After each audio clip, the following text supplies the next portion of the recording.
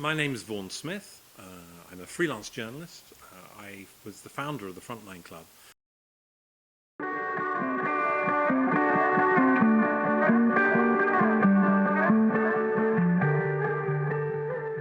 I founded the Frontline Club really because I felt that there wasn't a club in London that worked for journalists who go abroad. I found a problem. I used to go and cover conflicts, and I used to make important friendships. At a time, I think, when we've been more sensitive to the difficulties of post-traumatic stress disorder, and I would find that I'd make these friendships and then not see those people for maybe in a year or two on another story. And I felt there was something missing, some sort of bridge, some sort of community meeting place that would allow us to help each other a little bit more, and importantly help journalism in terms of clearly, my perception certainly today is that journalism is under more stress. It's changing. The ground is shifting underneath us. We, I feel, should be very frightened about the state of journalism today. Anything that we can do to support journalists is going to be good for journalism.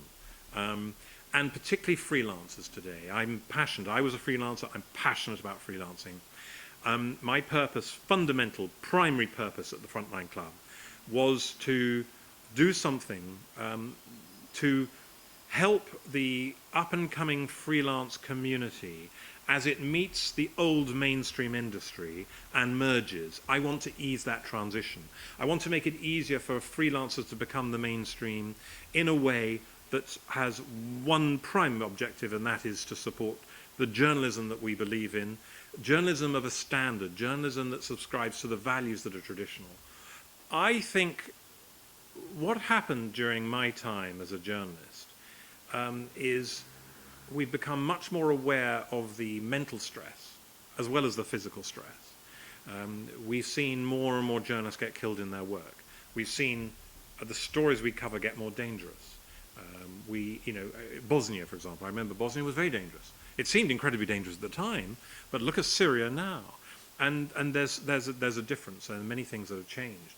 One of the key things that I think have changed work as a journalist is the way governments and authority have treated us as part of their propaganda machine. Now, obviously that always happened, but I remember going to Afghanistan with the British Army and the American Army. The British Army have a tent for the media.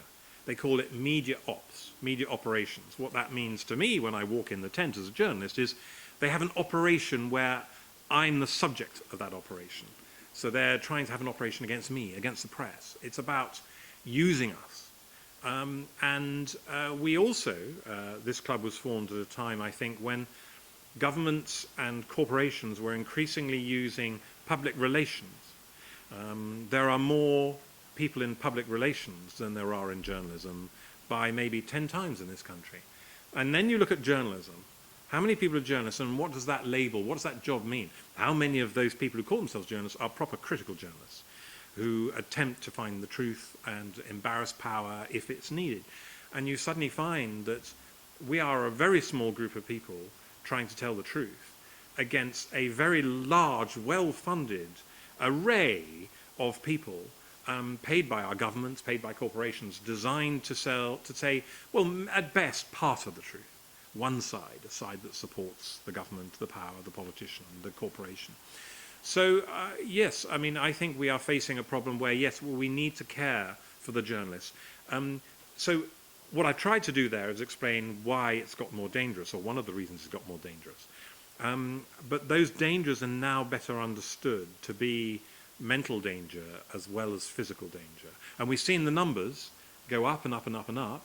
We've seen journalists be targeted and executed in a way that happened less often, and in a different way in Iraq and Syria, rather. It was different, the way we were used for political purposes.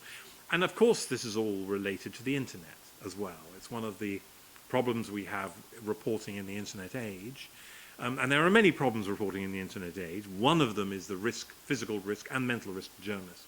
So the Frontline Club essentially was launched by me to fix that problem. I wanted to ensure that the freelancer would somehow be the center of something in this news industry, because I knew we were the future, so we needed to address that. And so I created a club where my friends in the industry, because I had a lot of friends because I was in the field for a long time, came and supported, came and created a community. And people today say, well, how on earth did we survive without the Frontline Club? Post-traumatic stress disorder is an interesting thing to understand. But if you catch it early, you can do a lot to help by associating yourself in a social environment, maybe over a drink, with somebody who understands. So another journalist or a friend who's been through similar things can take some of the difficulty quite early from the mental stress of war, and we certainly help do that.